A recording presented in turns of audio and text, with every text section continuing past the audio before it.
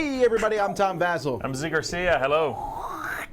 Welcome, folks. I'm Sam Healy. You were like warming up there. Yeah. The lasers. Welcome to Dice Tower Dive, where we talk in depth about a topic, or sometimes pick a topic so in depth that we're actually just going to scratch the surface. Skim the surface, that's right. Today we're talking about the history of board gaming. Well, actually, we're talking about the history of Fantasy Flight games, which is pretty in depth. We're just talking about Fantasy Flight games. Realize we're going to scratch on it because we could talk about any specific game for quite a bit. And maybe we will pick a specific branch of Fantasy Flight in the future. We'll see. Fantasy Flight Games is, for me, one of the most defining publishers of my adult gamehood life. Mm-hmm. I can agree with that. The company came out 1 year after I graduated from college. Really? 1995. Oh no, 1 year after I started going to college. But it initially was a company that Christian Petersen started to, I believe, bring some comic books to America. That's right. So then he eventually published the very first game.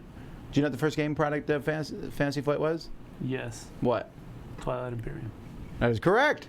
But actually, let's take a look at Christian Petersen first, because that's my next slide.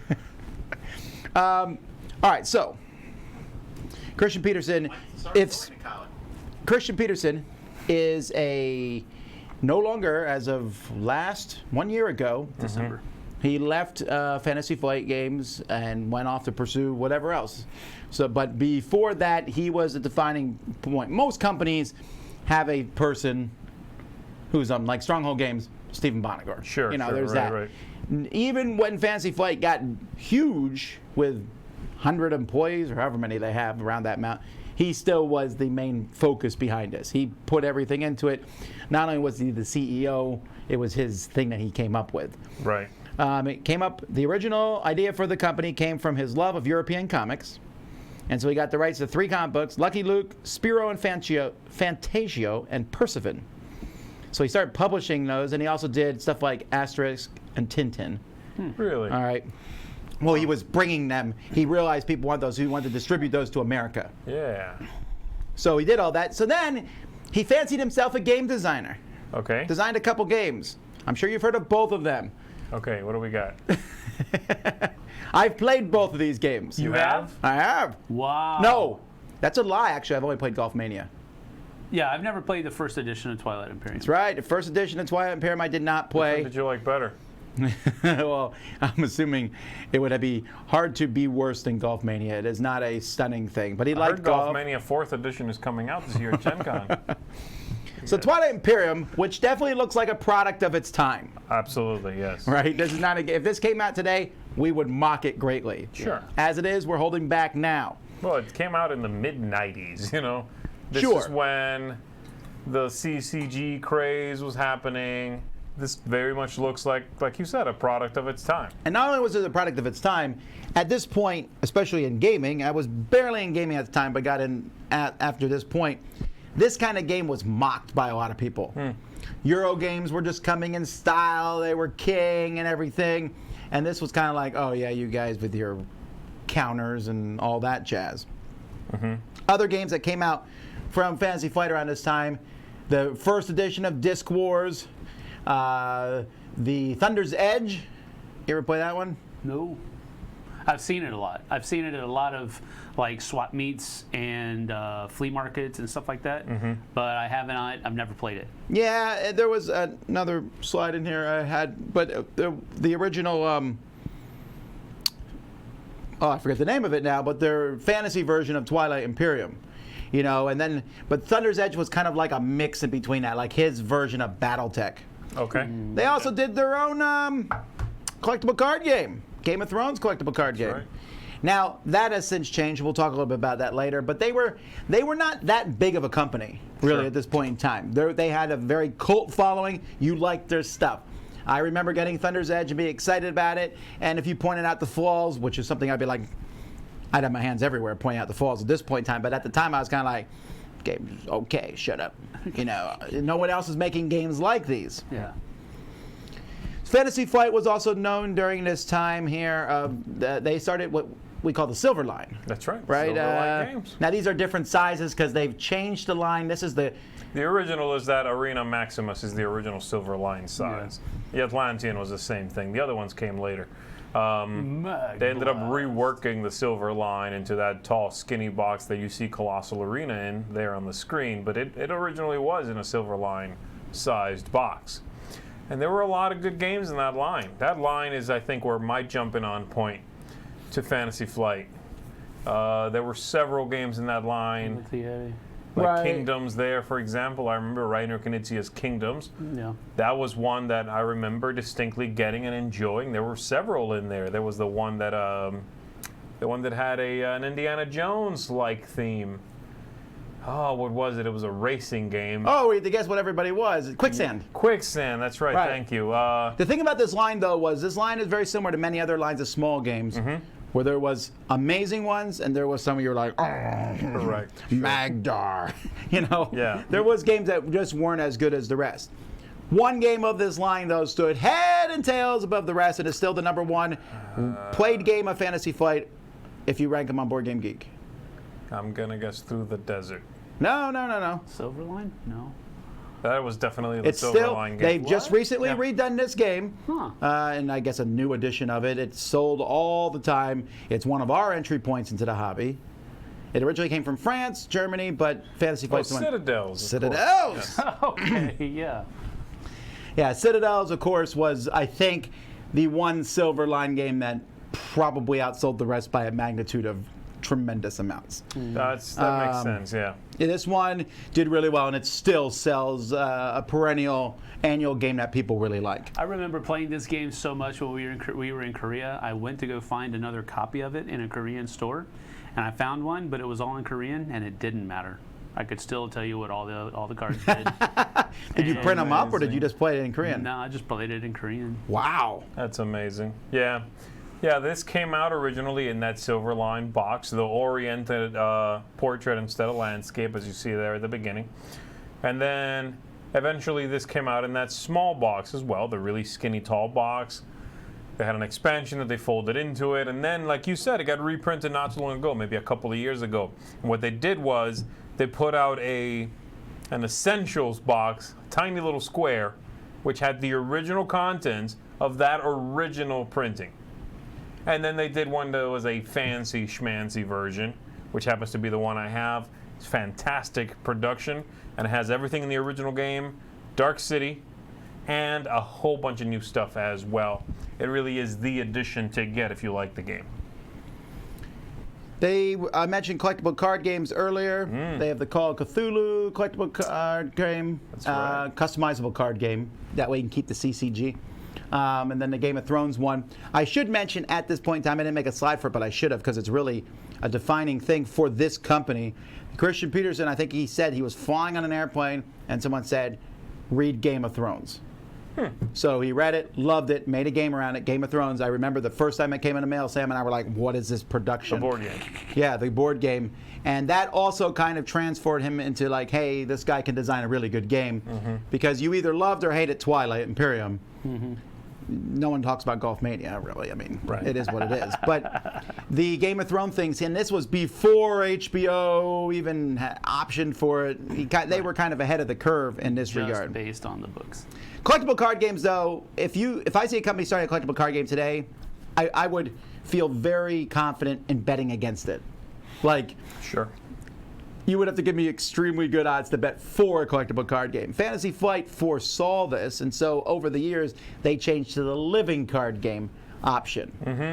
And there's a lot of the living card games. Some of them they've phased out as time has gone by. That's right. But overall, this, I mean, you really...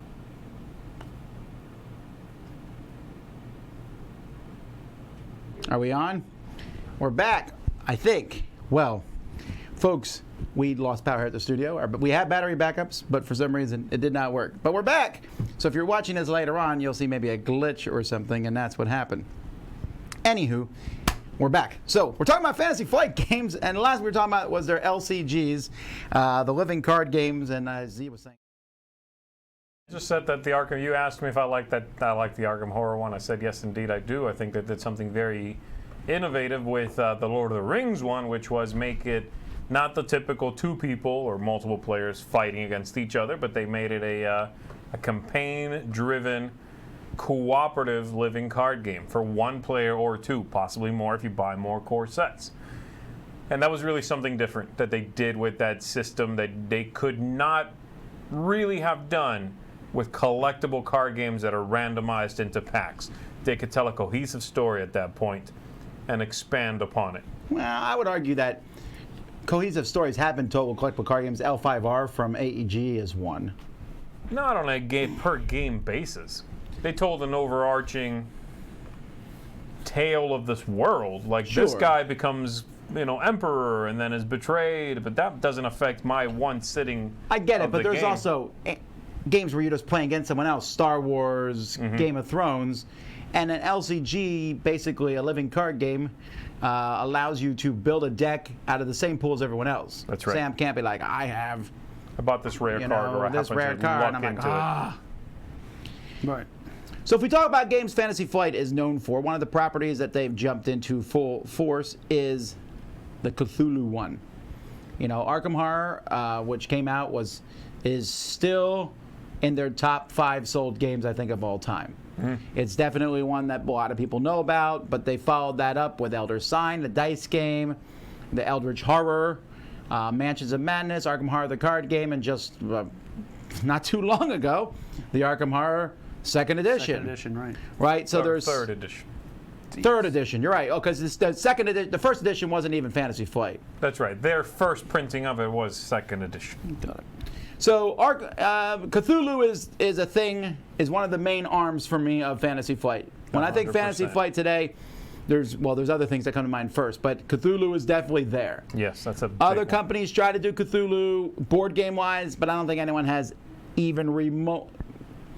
Can you think of anyone who's remotely the power of Fantasy Flight when it comes to Cthulhu? No, Not no. board. You can argue RPGs and stuff. Sure, but board game, no. Nobody's got the breadth and depth that they do when it comes to specifically H.P. Lovecraft board games. That's not to say that there aren't other good Cthulhu games out there. One-offs. Right, yeah. But Yeah, not the... No, I never realized that the Arkham Horror and Eldritch Horror covers were so close. They're both shooting tentacle beasts. Yeah. One's in a car, one's in a train. Sure, yeah. And Arkham Horror card game, they're also shooting a tentacle beast. Well, What is going on here? Kind of the thing, isn't There it? are tentacle beasts, and you shoot them. Yeah. All right. They're all very simple games. It's what one does when you're in an Arkham Horror board game. We mentioned Twilight Imperium. They also this is like probably the flagship game of Fantasy Flights. It was the one that they started with. The original came out in 1997. Second edition came out in 2000. Third edition came out in 2005. And like George R. R. Martin, then fourth edition came out in 2017. Yeah. At that rate, we'll never see a 2000. fifth. We'll never see a fifth edition. Did not realize. It was 3 That- years, 5 years, 12 years. That's interesting. You could argue, okay, well, I mean, that's mostly the case. So the first edition was counters. Second edition also was counters, except they released plastic pieces you could buy. Standalone. Or was it plastic pieces for the first one and came in the second? But either way, you had to clip them. You could not even twist them off the sprues. You had to clip them off. Some of my least favorite Did you moment play in the gaming. second edition, Sam? I did. The second edition was essentially a big attack the other person one. There was still technology and stuff, but then Christian Petersen played some Euro games. Yeah.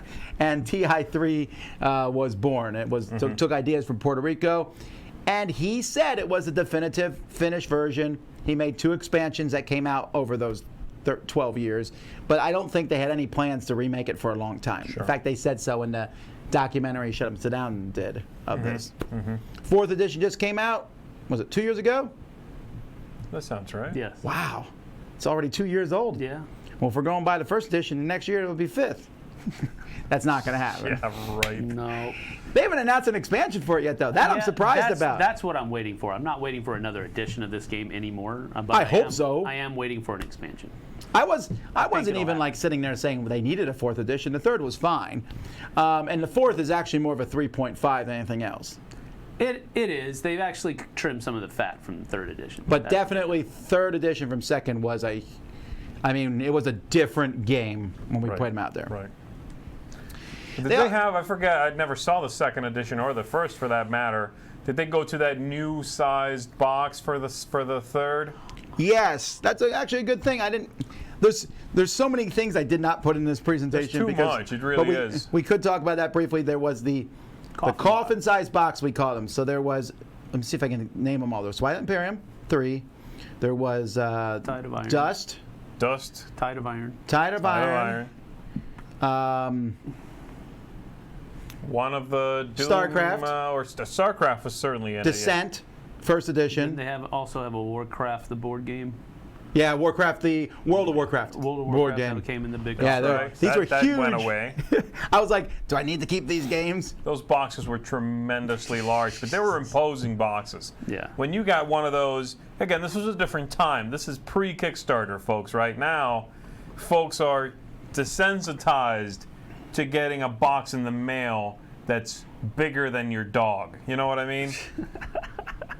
It used to be, these boxes made an impression. I remember. He was the only person, Christian Petersen was the only person making games like this, really. These were heavy, enormous. They were covered in artwork. They were so flashy. It was unbelievable. I remember playing the StarCraft game, and it was that same thing, like, oh my goodness, you know, this is so epic. I also didn't wonder if they could hold the expansions. I knew they could. So speaking of one of those coffin-sized boxes, we have the Terranoth universe. Yes. Descent was I think the first game in it, unless of course the original Rune Wars might have been the first game in it. Descent's their flagship game of this, but then they made Rune Wars, Battle Lore, second edition. Descent, the second edition's there, and Runebound. And these aren't the only games. There's a lot of different games. There was a deck building game set in this universe. What's the miniature game? Oh, it's Rune Wars, right? No, what's the miniature game called? Rune Wars Miniatures game. Rune Wars Miniatures game, okay. Yeah, so this is a universe that they keep pushing. I don't know many people who are like, oh yeah, I know all the Terranoth lore. But it is their fantasy world. Right. I still say they're going to announce something with this world in a week at Gen Con. I'm calling it now. Well, they did do they reworked a game that they had put out with a license that they lost from a different company that recently came out in the Terranoth universe, that card game, the adventure card game. Did you mention licenses they lost? Wow! Let's talk about it. In 2008. Oh my goodness! Boom! Bye! That Boom! was a smooth Gone. transition. He didn't. Did you see my next slide? That No, would no. have been impressive I'm had just you. helping you out, man. All right. In 2008, Fantasy Flight Games partnered with Games Workshop to represent the Warhammer 40K settings and role-playing board and card games. And that lasted until September 9th, 2016. So how long did they have that? About 8 years. Yeah. Okay. So, so a lot of games came out of here. This is just a smattering of them. The one that made everyone cry that when they lost it was the Fury of Dracula. But then Z-Man reprinted. I mean, Fury of Dracula 3rd WizKids edition. printed that. There's a lot But of buzz about Talisman being dropped as well. that was picked up by Pegasus. So. Right. That's right. Games Workshop went to work with other people. When they started, Fantasy Flight was a big company in 2008, but it was kind of like, hey, Games Workshop. When they ended, it was Fantasy Flight was kind of like almost on even terms. Yeah. And so, of these games, by the way, if you ever find Death Angel, the card game, that's a really, really good, small, cooperative game. Chaos in the Old World is easily the most well-renowned game in this lot for sure, and also the game that put Eric Lang on the map, even though he had done other stuff for Fantasy Flight. Well, those CCGs were his designs. Well, that's what I was going to say. He did that other stuff, but people didn't, unless you were in the CCG, you didn't know who Eric Lang was. You didn't know was. who he was, and this put him on the board gaming map to a certain degree. He I would also argue did, Fantasy Flight put him on the board game map. Sure. Really. I mean, he did other. So he had some of the Silverline games were his, like Senator. But yes, remember we Chaos- talked about good and bad? Chaos in the Old World, put him on the map. Definitely something of a precursor to one of his best games, Blood Rage. This feels somewhat like that. And Fury of Dracula did a second edition and a third edition, so they had it for a long time. Yeah. They've also done their own stuff, like just not necessarily in conjunction, although we have Nexus Ops and Rex there are both reprints of games that they bought from other companies. Nexus Ops was originally done by Avalon Hill. Rex was originally Dune. That's that right. they stuck in the Twilight Imperium universe, but XCOM, Civilization, Gears of War, Battlestar Galactica, and of those games, these games all have their fans, but Battlestar Galactica is easily the one that really not only helped Fantasy Flight, but I would say is almost as equal to the success of cooperative games as, say, Shadows is. Sure. Because this one really drove home that trader thing. Yes. So there's that. Also, a small note, they did Cosmic Encounter reprint. There was a time they were doing reprints of lots of games. I'm going to show it in just a second.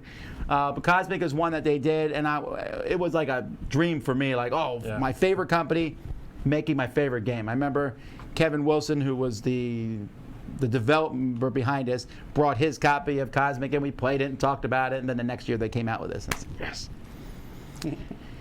Yeah, sort of having a game you liked, having an announcement come out that Fantasy Flight Games was going to pick it up and reprint it, was a reason for celebration, right? That was because when they did it right. It was epic. It was lovingly produced. I mean, that mattered, and that's true for most of their games. Yeah, if it was something that got picked up. Over the years, Fantasy Flight has worked with many different publishers, and they've done their own games, like like I've already shown you. But they've worked in the Letters of Whitechapel. They worked with the company. They worked with Horrible Games for Dungeon Fighter, Legends of Andor. They worked with Cosmos, and so they even had a lot of Euro games come out in the 2000s. And then as we got to the end of, closer to now, what was that company, Wind Rider? Wind Rider, yeah. Wind Rider they started pushing them to that. Wind Rider has since basically been absorbed by Z-Man Games, and now there's like a differentiation between Fantasy Flight and Z-Man. But Wind Rider was very short-lived. Sure, but There were tumultuous times during when Wind Rider came out. You know, Asmodee was starting to buy people up, and there was a lot of sort of, I don't know, just tumultuous is the best way I can put it. Wind Rider put out, 3-4 games and then sort of went away. I think it might have been 3, but yeah. But the thing is that in the 2000s, if you bought a Fantasy Flight game, if I said Fantasy Flight, people said, oh, big miniatures theme. But it might not be. Oh, sure. When you went to the booth, you could buy Tribune, which is a Euro game as they get them out, and Citadels, and Through the Desert, which has no theme, next to Twilight Imperium and Battlestar Galactica. Yeah, they reprinted also a lot of games that were solid Euro games. Whether they were good or not, I mean, they were solidly, clearly Euro games. They reprinted Steam World, was it? And a lot of games that are forgotten because they did not do well. But these guys reprinted them. A lot of Euro games. So the 2000s Fantasy Flight, really, I would say 2005, 6, 7, 8, they just came out with hit after hit after hit after hit. And they went from a company that it was kind of nerdy to being a company that were like, yeah, I like Fantasy Flight, of course. But if you look at their sales and stuff, it was the early 2000 teens, whatever that is, where they just went through the roof. And there's two main reasons for that. One was a game that nobody expected to be as huge as it was, but it was, and that would be Netrunner. Android Netrunner. They announced that they were going to have the license for Netrunner, a Richard Garfield game that came out around Magic the Gathering, and they were going to put it in the Android universe. Cool. Everyone thought that was cool. I don't think anyone expected it to sell as well as it did. Right. I remember it sold out at Gen Con, and people were screaming about it. They air freighted in another pallet, and that sold out. And for a while, not anymore, but this game was the bee's knees. Well, now it's discontinued. Sure, but I mean, it was big. And didn't they also have another game called Android? Yeah. Well, this is based Before on this. Another one of their universes was the Android universe, Yeah, they called they it. had- And in that world, they had Android was the first one. A game that honestly did not do that well. It did not. It was an epic 3-hour detective, sci-fi was- detective thing. It was kind of like Blade Runner. Yes, in right, a board very game. much so. That's pretty much what it felt like. And in that world, they had, of course, Netrunner was the hit, but they had Android Infiltration. That was the Donald X That Vaccarino was game. the Donald X Vaccarino game. And then there was one where you placed borders down around things. That was very much an abstract game that that had been published, and they picked up, reprinted, put it in that universe. That was the stretchiest by far. Sure, and I assume you'll see more games as time goes by. They own this universe to some degree. Right. But that wasn't the game that put them through the roof sales-wise. What was the game that they've sold more of probably than any other game, probably than any other 2 games put together? X-Wing. And that's thanks to Mr. Star Wars. X-Wing for sure. Now they got nowadays when Fantasy Flight says they're gonna make an announcement, I'm almost to the point where I'm like, is it Star Wars? Right. You know? Although I don't know what else they could do at this point. I don't know how many of these they've done space battles, epic space battles, ground battles. Although I still am convinced that Legion is not doing that well for them. I'm still waiting for the Star Wars social deduction game. Aren't they still coming out with a whole new wave of stuff for Legion at Gen Con?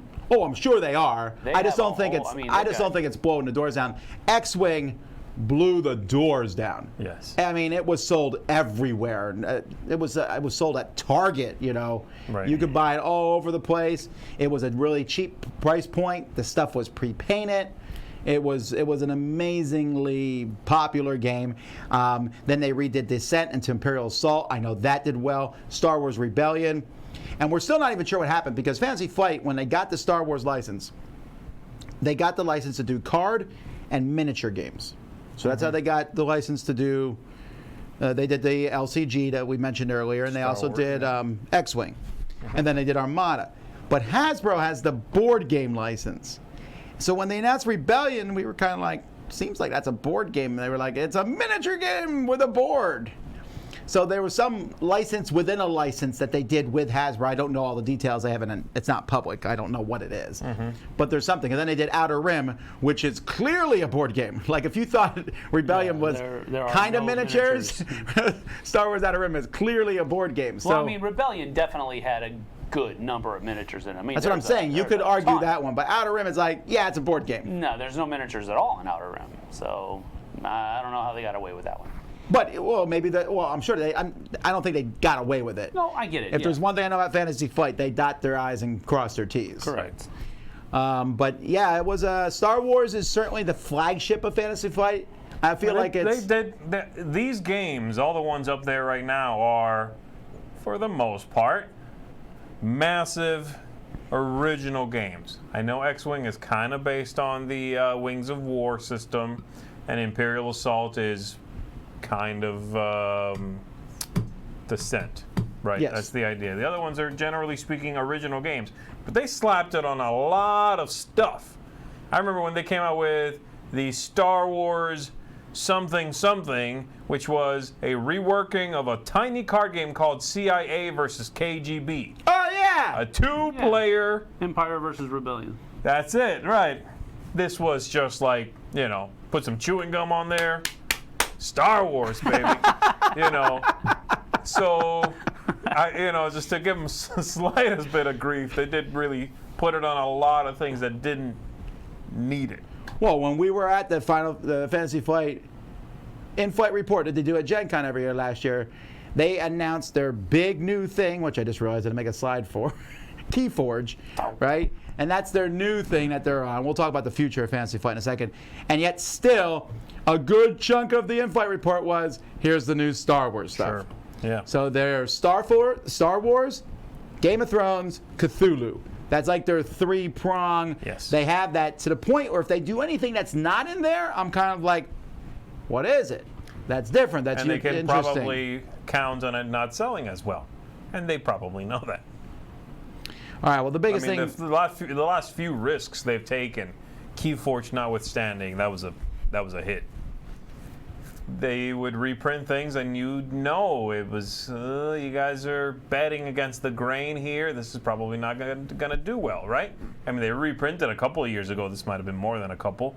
Disc Wars 2.0 or whatever it was. Hello, Disc Wars 2.0. Goodbye, Disc Wars 2.0. That went away, hard. And then they put a Warhammer theme around it. They also put a Warhammer 40K theme around it, I think.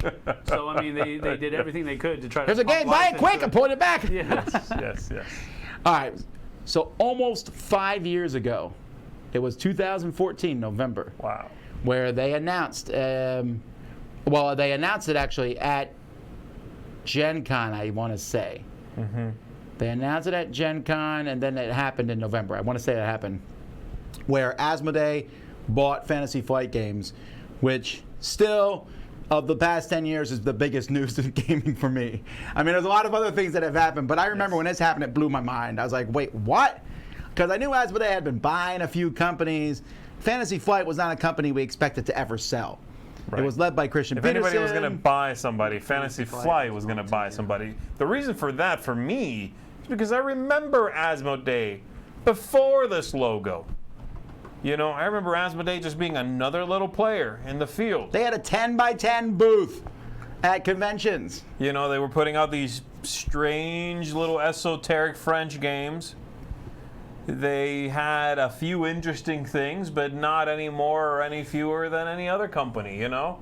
And suddenly, they started moving up in the world, and it didn't seem to stop. And so it just surprised me, because I was aware of these little games they'd come out with. Now, in reality, what turned out to be was, even though Asmodee bought Fantasy Flight, it felt like Fantasy Flight bought Asmodee. Mm-hmm. Christian Petersen moved into the head of North America Asmodee. Mm-hmm. When there was conventions and booths, it was like, hey, here's Fantasy Flight and other games from other Asmodee stuff. It really felt like that for a while. I thought it was interesting here. They talked about this, and there was some Q&As, and it says, how will their product lines be affected? This was in the Q&A. And it said, FFG will stay a fully independent publisher in the Asmodee group, which was true. Mm-hmm. They still were like, Fantasy Flight and Asmodee. Sure. They also said the Asmodee has a close business tie with other number of important game publishers like Repos, Matago, Astari, and others. How will the merger impact those relationships? It says basically it would be unaffected. I don't know that one would say true. Definitely, again, just as from an outside perspective, Fantasy Flight got the preferential treatment from Asmodee. Mm-hmm. They also said about licensing. Then they said, how will North American hobby market retailers and distributors be affected by this merger? And they said there are no immediate plans to change any of FFG's or Asmodee's hobby market retailer or distributor relationships in North America. And then a year later they said, well, actually. Well, we did say immediately. Because most definitely they added a map, they minimum advertised price, and they went exclusive with Alliance. And yes, there were a lot of changes. But again, if you read that original report, they do say no immediate changes, but sit and wait for it. Yeah, so, absolutely. Yeah, this shook up everything. A lot of things.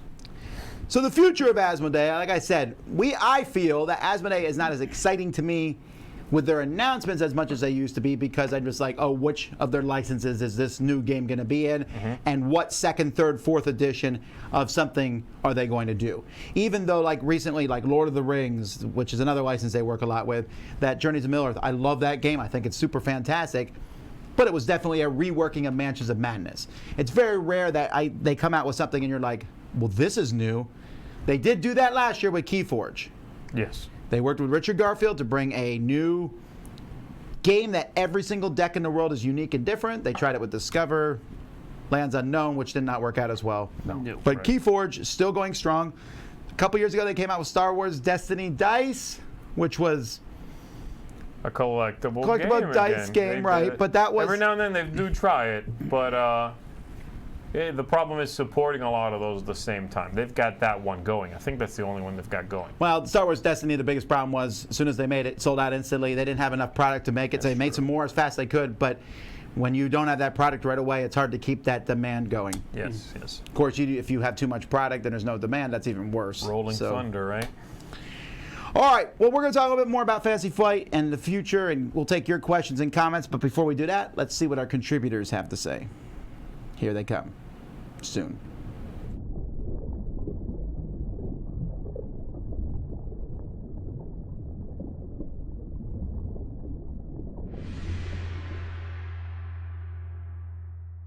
Hello, my name's Jonathan from Board Game Opinions. Now, I probably have more Fantasy Flight games in my collection than games from any other publisher. I have my games sorted by type, so I have my Euro games in one section, party games in another section, and at the top, just out of shot there, I have adventure games. And I think at least half of my adventure games are Fantasy Flight games. If there's one thing they're known for, it is big box adventure games, and they do it really well. I've bought and played their games for years and years and years, From the classic Descent, Journeys in the Dark, the kind of dungeon crawl, Overlord, one versus many, through to the much more modern Lord of the Rings, Journeys in Middle-earth with the app integration. They have done adventure games really, really well. They don't just do adventure games, they're also well known for doing LCGs, the living card games, which is a format I'm a big fan of, much prefer them to the CCGs. This is the Lord of the Rings 2-player cooperative adventure game, and I've played this for hours and hours and hours. I've got loads and loads of expansions for this and just had a whale of time, particularly playing this one with my son. So if you want games that are going to draw you in, give you a sense of storytelling, tense decisions, Arkham Horror, very tense all the way through. You always feel like you're about to die, and when you squeak out that win at the end, it's very, very satisfying. So the mechanisms, I think, historically have not always been great in their games. Particularly this one can be very unwieldy, it can really go on. Some of the games go on for a long time, particularly if you're not used to it. But I have to say, in recent years, they've made a big effort to improve their mechanisms, and it really shows. The latest version of Arkham Horror, the mechanisms are much tighter, it's a much better, it's a more streamlined version than the second edition, which is the one I've got. This latest Journeys in the Middle, Lord of the Rings, the Journeys in Middle-earth, is fantastic in terms of the mechanisms, very interesting gameplay, again with the app, lots of interesting decisions to make, but the theme, the storytelling, that's the thing that really comes through again and again. In terms of a publisher, I don't think there's any publisher that does that kind of theme and storytelling better than Fantasy Flight Games.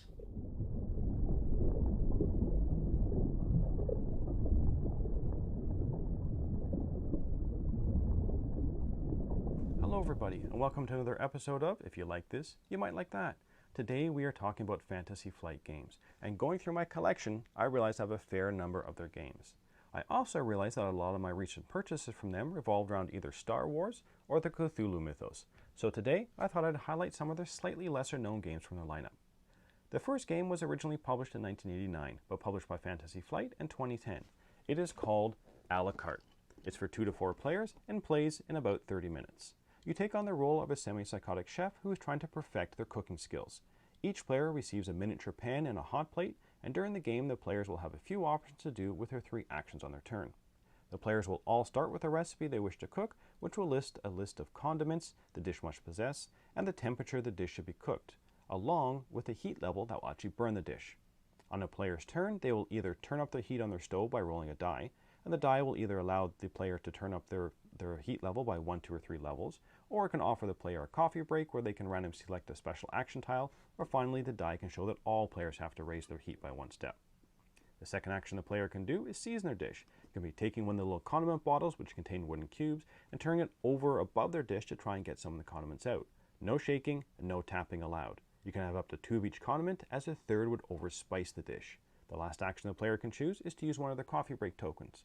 If the dish is finished, it will score at the end of the game and the players get a new recipe. If the dish is burned or overspiced, it is discarded and the player will receive no points but will receive a new recipe. At the end of the game, the players will add up their points from their dishes and the person with the most points is the winner. That's a la carte. The second game I want to talk about is a great little family game. It is called Hey, That's My Fish. Published by Fantasy Flight in 2011, it's for 2 to 4 players and plays in about 20 minutes. The game is all about the collection of fish on an ever-shrinking ice floe. The game is set up with a random layout of ice floe tiles with 1, 2, or 3 fish on them. All players start on a 1-fish ice floe, and on a player's turn they will move one of their penguins in a straight line from the tile as far as they want. No turns, no jumping empty spots, and no moving through other penguins. When they have finished moving, they will take the ice floe tile that the penguin started upon. On a player's turn, they must move and collect a tile. If they cannot move any of their penguins, they are out of the game. When no one can move, the game is over. Sounds all nice and simple, but this can turn into being a little vicious. You can purposely try to isolate other players' penguins. Now, when I first started playing this game with my family, my son was not into take-that games. But when he started to play Hey, That's My Fish, his whole goal changed into making sure Mummy's and Daddy's penguins were cut off. And because you start with a few penguins based on player count, having 1 penguin trapped is not the end of the world for a player. Now, there is player elimination in this game, but with the speed of the game, once 1 person is eliminated, the game is pretty close to being over anyway. So that's Hey, That's My Fish.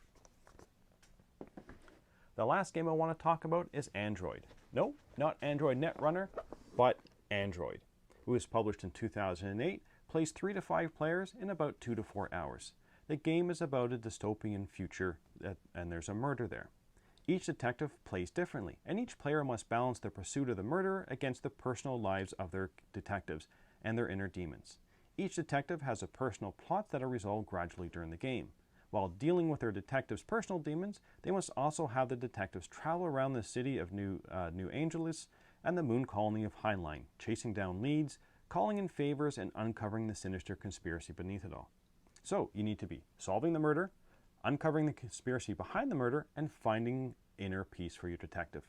The game lasts 2 in-weeks spread out over 12 rounds, and at the end of it, if the players have invested enough time in the plot, they'll be awarded victory points. Otherwise, they will suffer penalties. This game is definitely something different from the other ones I have mentioned in this segment, and it is much more of a complex game. But there's definitely some depth to this. If you're looking for a story-rich game that you can invest some time into, give Android a shot. Now, there are many other Fantasy Flight games out there, so I'd love to hear what your 3 Fantasy Flight games would be, either in the chat or the comments below.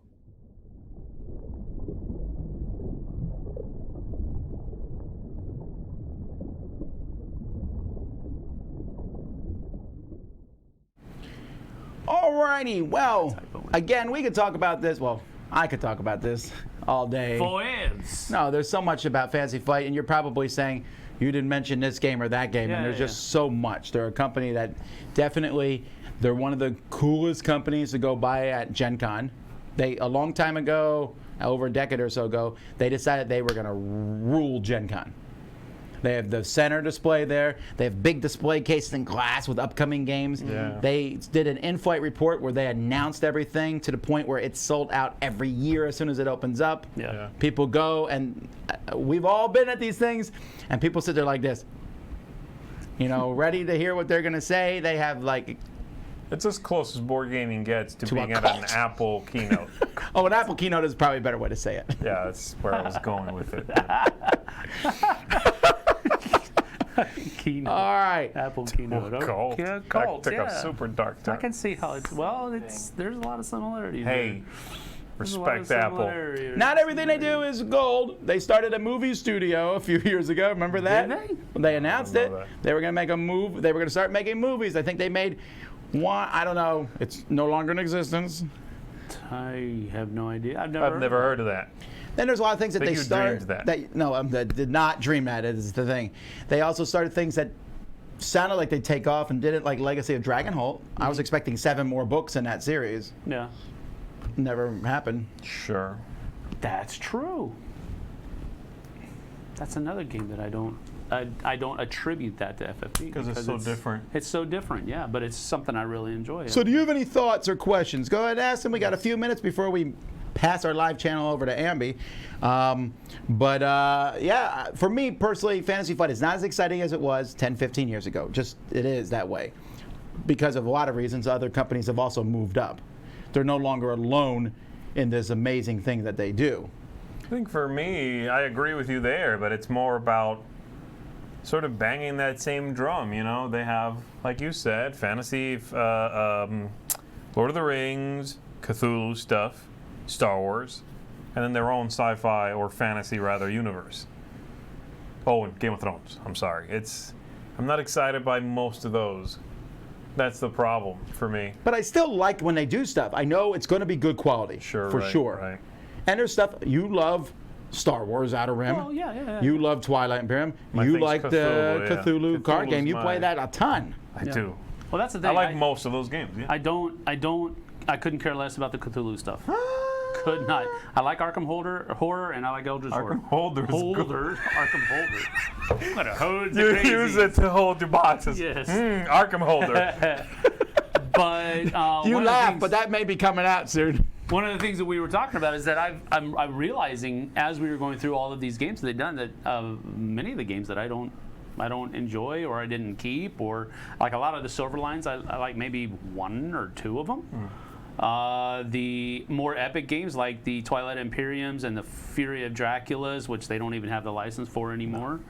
So it's just a lot of good stuff that's out there, and there's just not. I mean, it's too much. You can't have everything. What's the thing, unless though, you've right? got a money tree. They make line games. and games that are a product line. Yeah.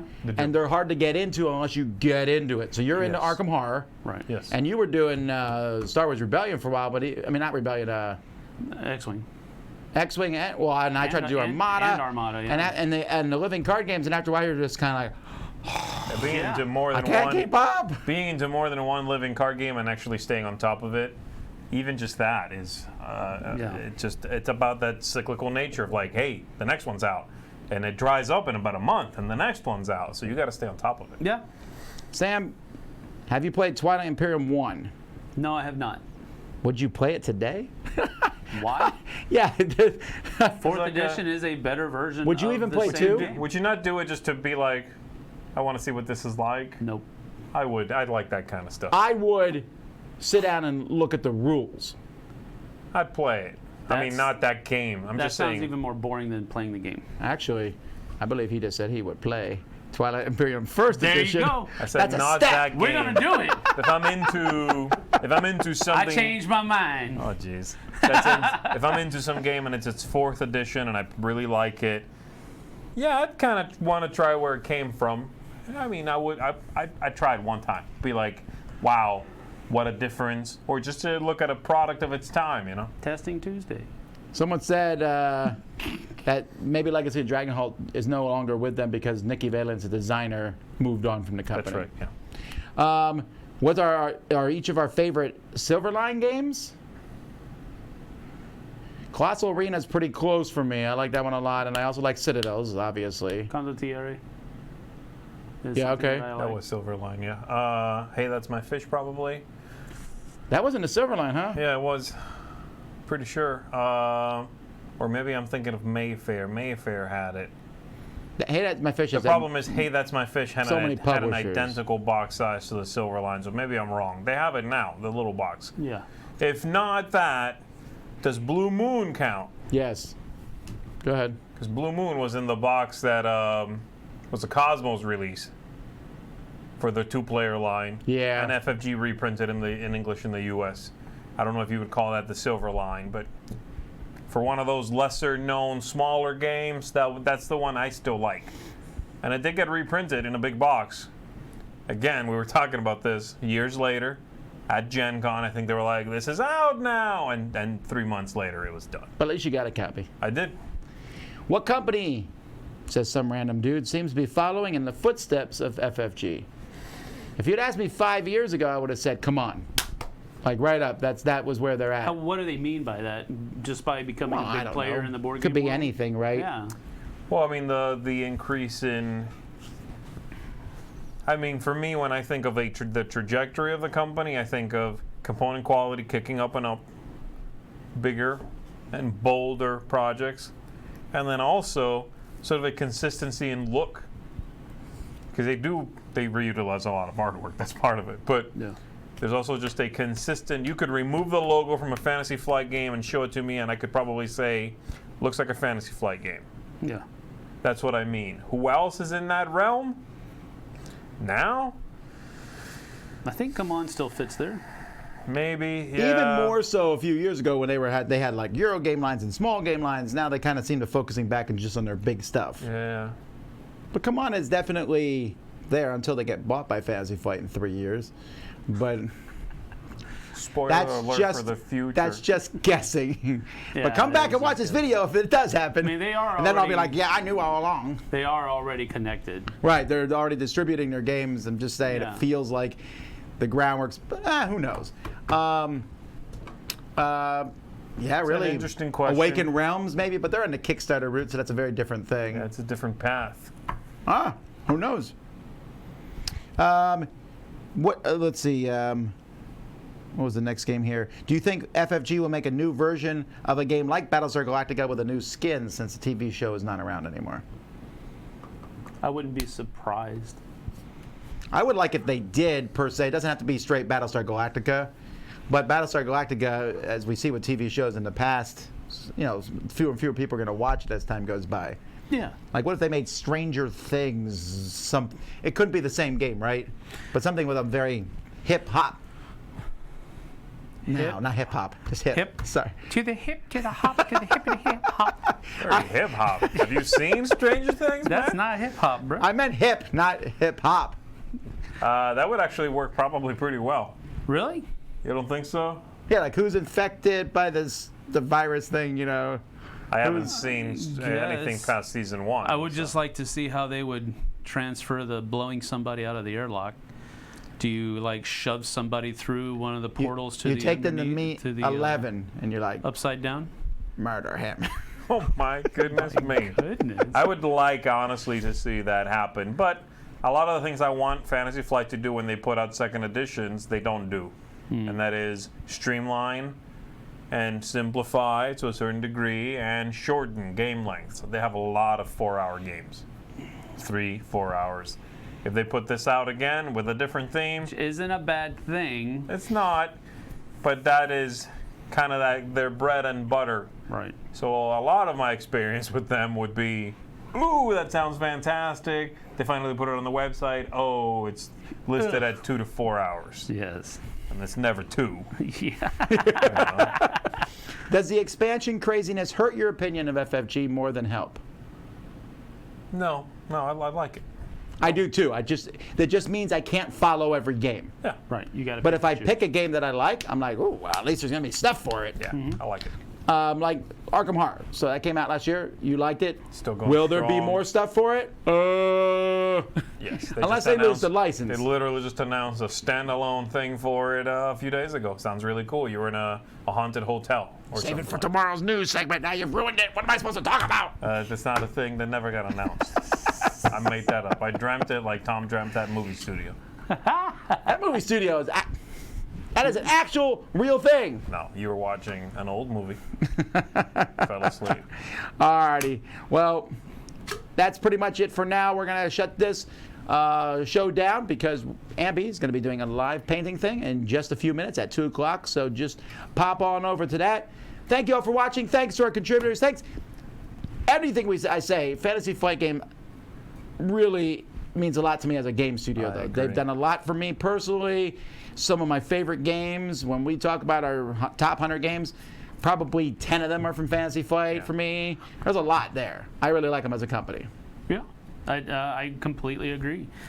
They've made so many steps forward in the right direction. They've provided some of my favorite games that I've ever played. So, and it's just really one of those companies that is always going to be thought of, I guess you could say, fondly. Yeah, I think so. Just because of that. And, you know, you might disagree with some of their tactics or what have you, or their box inserts. At the end of the day, I think what you're saying is they've done a lot for geekdom. Yes. They really have. absolutely. Oh, well, they changed board gaming for sure. Yeah.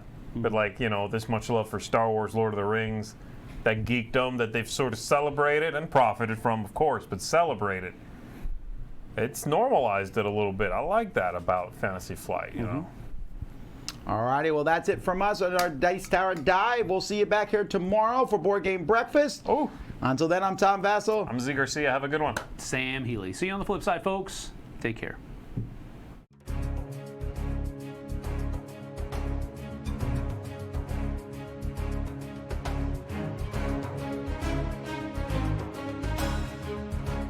Thanks so much for watching another Dice Tower video.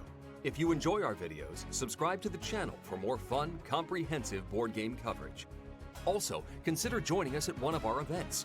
Come to Dice Tower Retreat, a small, intimate gathering where gaming is king. Join us for Dice Tower Cruise, the largest board game cruise. Attend Dice Tower West in Las Vegas for gaming fun on the West Coast, or Dice Tower East in Orlando in sunny Florida. Dice Tower Conventions, the friendliest gaming conventions on Earth. I'm Eric Summerer, and you've been watching The Dice Tower.